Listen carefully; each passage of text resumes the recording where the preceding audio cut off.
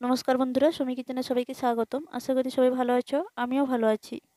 এই রেসিপির জন্য আমি নিয়েছি ফুলকপি ছোট সাইজের। তো কপিটা আমি কেটে পরিষ্কার করে ধুয়ে নিয়েছি। আর নিয়েছি সামান্য কিছু মটরশুঁটি। তো মটরশুঁটিগুলো আমি প্রথম ছাড়িয়ে নিয়েছি। এখন একটা কড়াই বসিয়ে দিয়ে দিয়েছি সাদা তেল। প্রথম আমি মটরশুঁটিগুলো ভেজে নেব। আর মটরগুলো বেশিক্ষণ ভাজতে হবে না, আমি ভেজে নিয়েছি সামান্য একটু। এখন উঠিয়ে নিচ্ছি। একই তেলে কপিটাও আমি ভেজে নিচ্ছি। আর কপিটা ভাজার সময় সামান্য একটু নুন দিয়ে আমি কপিটা ভেজে নেব। তো এতে আমি কোনো হলুদ ব্যবহার করব না।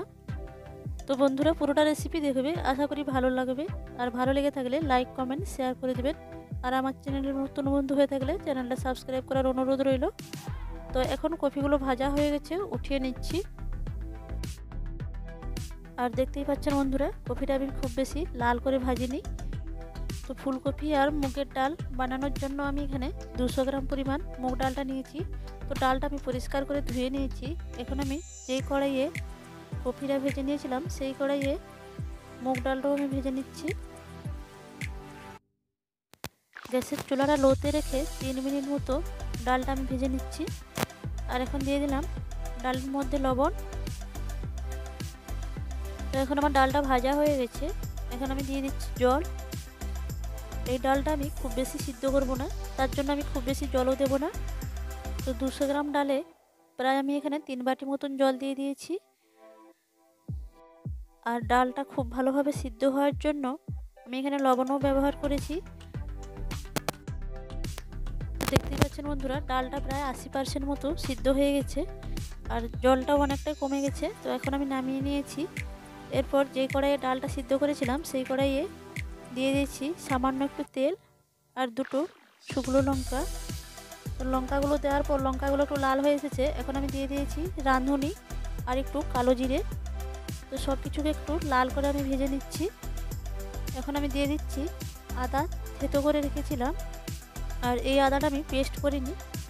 আদাটা দেওয়ার পর আদাটা একটু আমি লাল করে ভেজে নিচ্ছি।